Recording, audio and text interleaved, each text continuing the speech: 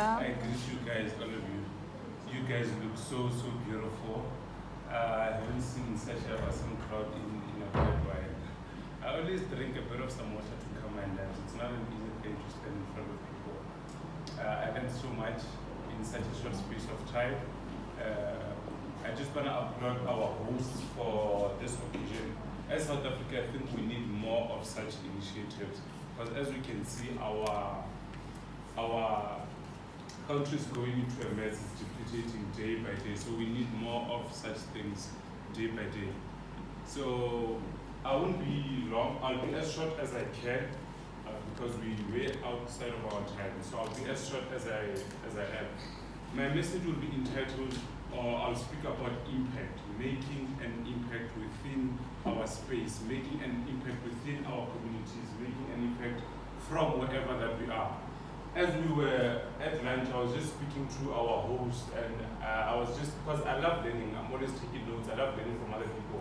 I was just asking them what our previous speakers have spoke about, and they were just sharing with me what Mamuluti, unfortunately I missed your talk, you spoke about, and you spoke about one of my favorite subjects, which is personal development. Personal development, you know. So with me, I've got a couple of books, because everywhere I am, I'm always reading.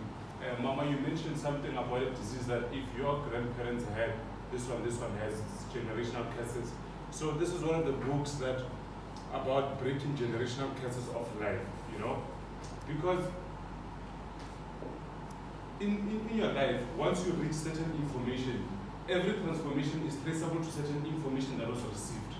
There are generational curses. There's a post that has been trending all around social media which says this is where it stops. Yes, it's been running in the family, but this is where it stops. But you need to be equipped with the relevant information that will just equip you to give you that faith that says this is where it stops, and this is dignity of a faith of a believer. So it's very much important that we always consume or absorb the relevant material because you are what you feed on.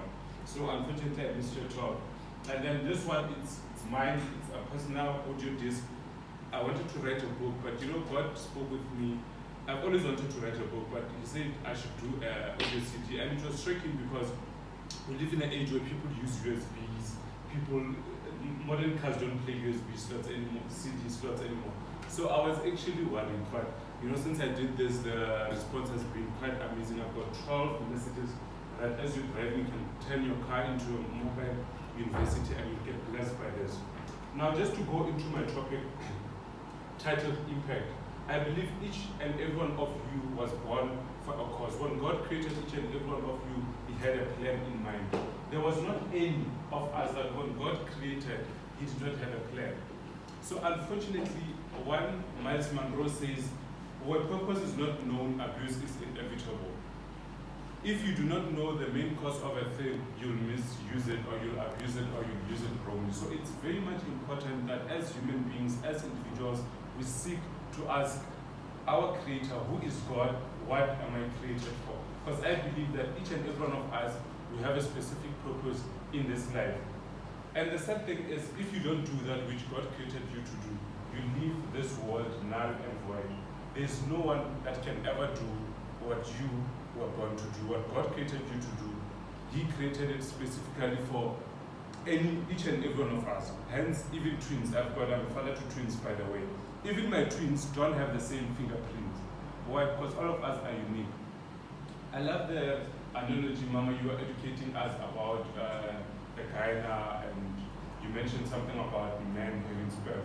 When a child is born, it's said that about 1 million of sperm dash into the egg, fighting to make a child. And then out of all that 1,999,000 lost to you. Which means God was just watching wherever He was from above, just saying, and there came you. There came, you can put your name, Zanel and Nontland, you can put your name there. Then God said, there's you, Lehlohonolo. Which means that if 99,000 other sperms lost for me, there is something that surely I must be available to this earth to do. Now, sadly, the sad thing about us as people is most of us seek income. We don't pursue impact. I had an interview 2 days ago at NGFM, and one of the gentlemen was actually contrary to my message, because he said the reason you go into business is actually for profit. I think yes, partly it should be to make a profit, but I believe the foundation of any one of us goes into business should actually mean to live a purposeful life, and also not just to make a profit, but to live a purposeful life. Because I learned that profit always follows passion and purpose. If you live a purposeful life, automatically profit will come to you. If you make an impact, automatically you will make an impact. If you make an impact, you will automatically make or have a decent income. Income follows impact. Unfortunately, our dietitian has left already, but I'm glad, Mama, you're still here, our Ghana. Most of us, they are not after money. They're not after money. What we do actually, if you as a lady have an issue with the part that they deal with, we all know what gynecologists deal with, right? If you have a problem there, what do? You go to them, right? And they solve your issue, right? And after solving your issue, what do? Mommy, thank you so much. I just want to appreciate you. You leave your money with them. Which means by the virtue of them solving a problem, income pursues them. But the sad thing that we have things vice versa. Especially we as youth, profits, because we are deceived by what we see on social media. People live a fake life. They portray themselves to be here, while rest they're not there. Indoors they know that they're not even there. And then we go into depression based on what we see on other people. If there's one thing that I want all of us to get outside of this talk, from this talk, is just to make an impact. Make an impact. Automatically, when a mango tree bears fruits, we go to it. So bear your fruits and people will come to you. One of my favorite verses says that Proverbs 18, verse 16, can take it out. Proverbs 18, 16 says, a man's gift maketh room for him, and bringeth him before great men. A man's gift maketh room for him, and brings him before great men. When you bear your fruits, people will come to you automatically because they want your services. We need to be solution providers to this world. If I want mango trees, if I want a fruit, mango fruits right now, I go to the mango. The mango doesn't need to come to me.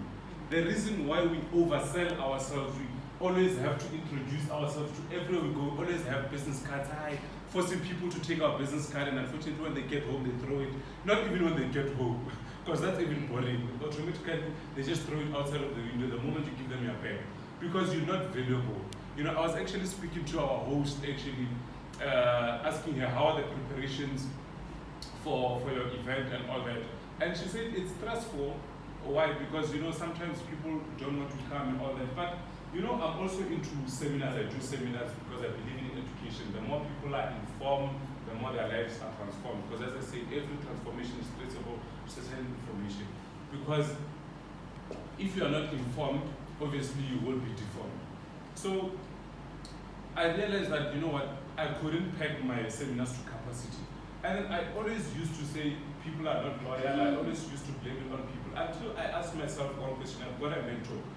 Irregardless of what day it is, if that guy hosts a seminar on Sunday, even in church time, some people will even skip church to go to it. Some people will even skip their family funerals to go to his seminars. He always pays out 25,000 at the stadium, and it's quite young actually. He's 25 years old.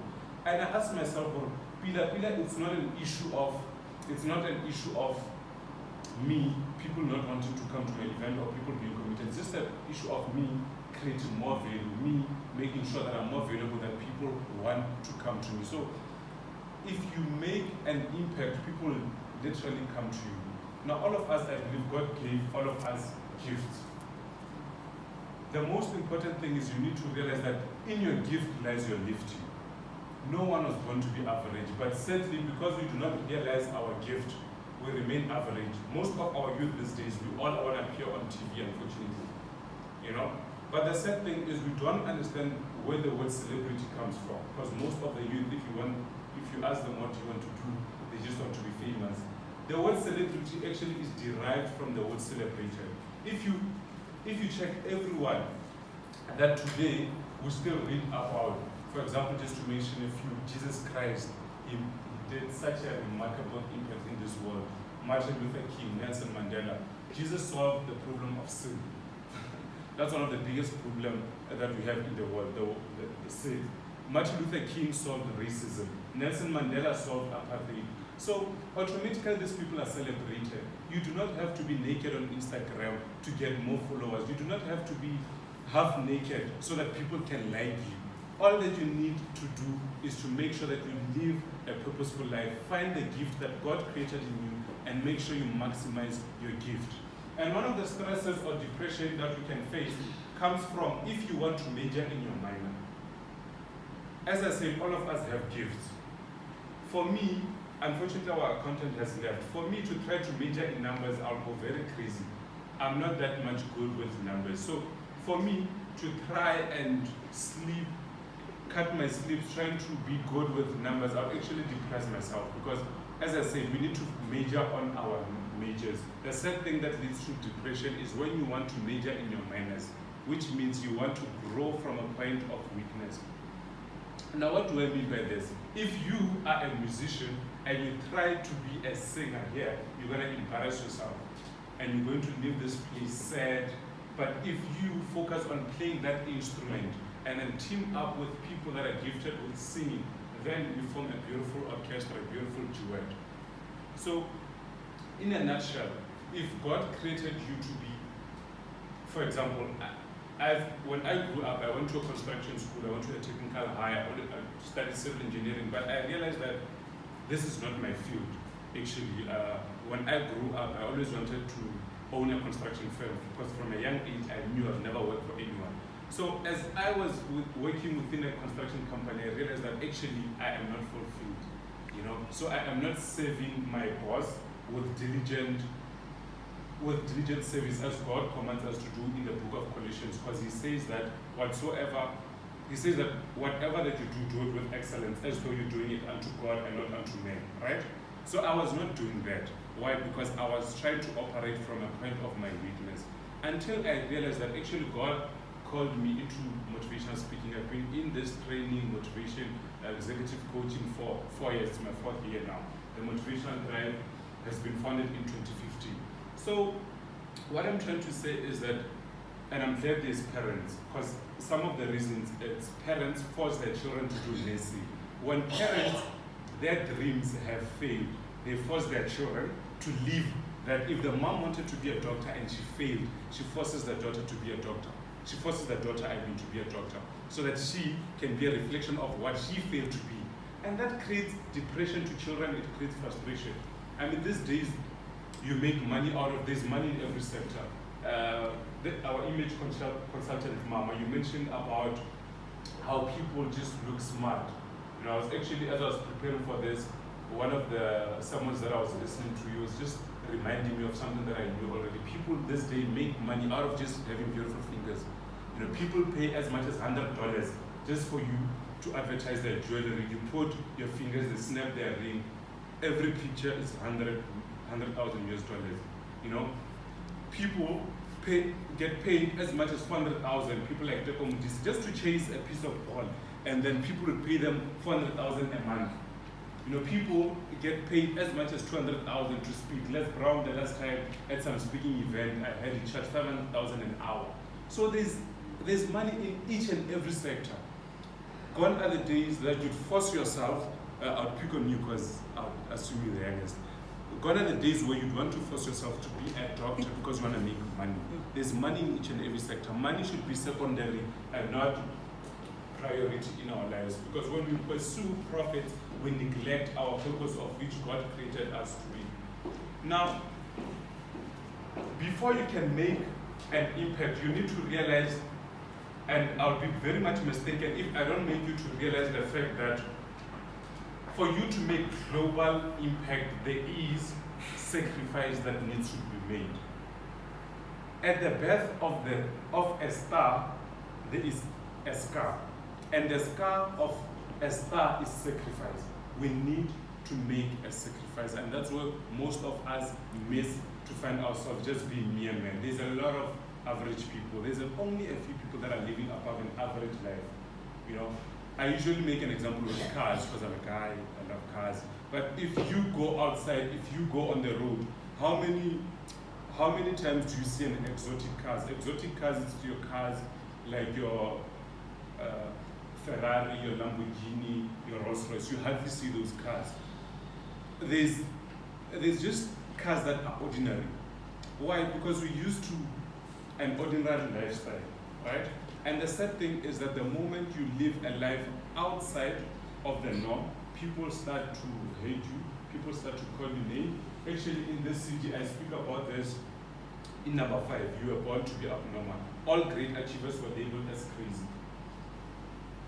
Imagine the gentleman Thomas Edison who created the light bulb in darkness saying to you as a friend, well, you know what, one day my friend will just be seated and there will be light. You think this guy is crazy. I mean, imagine the Wright brothers when they were seated and say, look, one day there will be a product of ours that will fly from here to Los Angeles, to South Africa, to Lagos. You'd say these guys are on drugs, right? Because all great achievers were labeled as crazy. I mean, if it was not for Henry Ford, we'd still be using camels and horses as a mode of transport. So it is okay for people to neglect you because of the dream that you have in your life. It is okay for people that say you are not normal. But the most important thing is to realize that you need to make a sacrifice and make the right choices, because your destiny is actually determined by the decisions you make today. Look at a person's habit and you can see his habitat tomorrow. Look at what he does every day and you can see his environment tomorrow. It is simple. Show me your life today. What you do on a day-to-day basis determines where you'll be 5 years from now. 3 years from now, 5 years from now, you will arrive. The question is where? Because we are all headed. I don't believe there's a stagnant point of life. It's either you're going forward or you're going backward or you're complacent.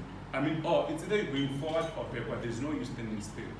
Because if you are not deliberately building a library, you are, without realizing, building on your way to your mutual. So it's very much important that we invest ourselves in books, we invest ourselves with the things that others are not doing. If you do the things that others won't do today, you will automatically tomorrow be able to do the things that others won't do. It's not everyone that can just wake up today and says, look, I want to take my family to the Bahamas, I want to take my wife to Paris. It's not everyone. Why? Because when those that can afford to do those things were making sacrifices, they were busy partying their youth around. They were busy sleeping around. We need to make it deliberately that we exclude ourselves from certain things if we want to distinguish ourselves. Determination and dedication will lead you to drastic distinction in life. The people that are distinguished today decided to be dedicated to a cause. For every cause, there is an effect. What you put in is what you get out. So I love the fact that there's some of us as young. It's not easy because we live in a society that's automatically trying to pull you down to their level. So let us commit ourselves to exclude ourselves. The gentleman that I mentioned that is 25, speaking all around the world, my mentor, he always says that plug out a certain period of your life today so that you can enjoy the rest of your life. I think that's what we must dedicate ourselves to do. Now, it is very sad that all forms of nature strive to their fullest potential except human beings. Let me just repeat my statement. It is very sad that all forms of nature strives to their fullest potential except human beings. Lehlohonolo, what do you mean by that? Let me ask you a question. How high will a bird fly? Thank you. As high as it can. How tall will a tree grow? As tall as it can. How deep will a fish swim? As deep as it can. But unfortunately, the only species God has a problem with is the same species God, when He created us, said dominate. He gave us dominion over all these creatures, but the sad thing is, this day we are being dominated by these things. People are being dominated by money. People are being dominated by the very same things that God created us to dominate. People are not living up to their fullest potential. Hence, one Miles Monroe said that the wealthiest place in the world is not the gold mines of South Africa, it's not the oil wells, but it's the suburbs. Mom said it. Why? Because people die with their unwritten books. Some of you can sing in this room. I heard you can sing. Some of us are good artists, but if I can ask you, why didn't you compile that CD that God put in your heart? Why didn't you release that CD? Why didn't you manufacture that product that God said you must manufacture? So it's very sad. Today, if there's one thing that we can do, is that we can go from here and say, look, as of today, I will ensure that I live my life maximized. I will not go to the graveyard with my gifts. Now, I love the book Ecclesiastes because there's a lot of wisdom in there. There's a lot of wisdom in the Holy Bible. But in the book of Ecclesiastes 9:11, it says that whatsoever thy hands findeth to do, do it with all thy might, with all thy strength, with all thy power. For there is no word whether thou goest, no knowledge, no device. I'm just paraphrasing, right? So, which means that, as I said, in your gift comes your lifting. All of us, God blesses the works of your hand. Whatever sector that you're in, commit yourself to be the most excellent and distinguished one. Commit yourself that I will be the best dietitian ever, I'll be the best image consultant, I'll be the best gynecologist, I'll be the best in whatever field that I am. Commit yourself, and I promise you, you will be celebrated all across the world. Now, before I conclude, we all know that the Word of God says that a man shall eat from the fruit of his lips, right? Which means what we say is very much important, because what you confess, you possess tomorrow. What you verbalize, you materialize in your life. So it's very much important that we should not allow other people's opinions of us to determine how we live our life. Because if you confine to other people's opinion, which means other people define you, which is not good. So as we wrap this up, I just want us to do just a few affirmations, declarations, prophecies, whatever that you can call it, and just affirm the positive in our lives. But just before we do these affirmations, I just want you to realize that timely discovery is the only security to your stardom. Early to rise, early to shine. What do I mean by this? There are certain things, and now I'll be speaking more to the youth. There are certain things that you can do today. I'm glad you mentioned it when you're speaking about the certain body strengths that we have as youth, but as you grow, we cannot. Because there's certain things that we can do today. Now I'm speaking to us, all of us, myself included, that we cannot do tomorrow. Now I'd see my dad would call me from my room to come and lift a small bucket of water. Why? Because the strength that he had tomorrow depletes with age. That's why you will never get someone above a certain age enlisted with the race. You'll never get a star footballer over the age of 40. Why? Because certain things need you to do while you're still here. So today, let us dedicate the years of our youth, as we still have strength, as we still have the yoke of our youth, to empower ourselves to create a bright future for ourselves. So that's just what I wanted to share with us, my peers. Can we all stand up as we'll be doing this declarations? Because as I said, what you confess, you possess. What you verbalize, you materialize. No matter the situation, most of us will look at our situation face to face. The devil will bring a situation and makes you review your bank account. And you, on the other hand, want to be a billionaire. But Satan will come to you and says, look, you've got this amount, you've got zero. And to be a billionaire, you need so many figures. And you allow Satan to intimidate you. But actually, I say in my CD, in audio number 7, that become motivated, not intimidated. The distance between you and your success should not intimidate you, but should motivate you. Which means if you realize that today you want to be a billionaire and you've got zero, you need to 10x your effort. If you realize that you earn 100 calories and you want to be sexy, you want to be in a good shape, you need to 10x your efforts in the gym, not throw the towel. So let us not allow the devil to show what we see with our physical eyes, to forget what God said about us in Jeremiah 29:11. I believe we all know that verse, right? Now our confessions, please say this after me as I'll be saying it. Number 1, for all your pains, you will get pleasures. Okay, actually, let's personalize this and say, for all my pains, God will give me pleasures. For all my pains, God will give me pleasures. For all my pains, God will give me pleasures. For all my pains, God will give me pleasures. From henceforth, I will enjoy life, I will not endure life. From henceforth, I will enjoy life, I will not endure life. From henceforth, I will enjoy life, and I will not endure life. From henceforth, I will enjoy life, and not endure life. For all my pains, God will restore me with gain. For all my pains, God will restore me with gain. My frustrations are turned into celebrations.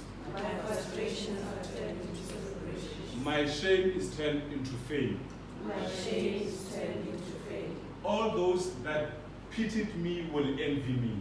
All those that pitied me will envy me. I am moving from pity to envy. I am moving from pity to envy. Let us congratulate two people. Congratulations. If you made these declarations, believing in your heart that indeed God will turn your frustrations into celebrations all the way, because there's people that are enjoying life instead of enjoying life. There's people that are just merely existing instead of making a living, instead of living. If you say this with a deliberate and believing in your heart, also backed up with the desire to actually take action towards this, I believe 2 years from now, a year from now, we'll be speaking a different story. Hence I say congratulate two people next to you, because yes, they'll be telling a different story. Thank you so much. With me, I have the audio disc that you can play in your car and listen to this, because what you listen to repeatedly, you manifest in your life. Our life follows after our thoughts. Our actions follows after our thoughts, and our thoughts from what's in our mind. So if you immerse yourself into such personal development, I believe God will expand you. This goes for 150. Thank you so much. Thank you for the opportunity to come and share a bit of my knowledge. Thank you.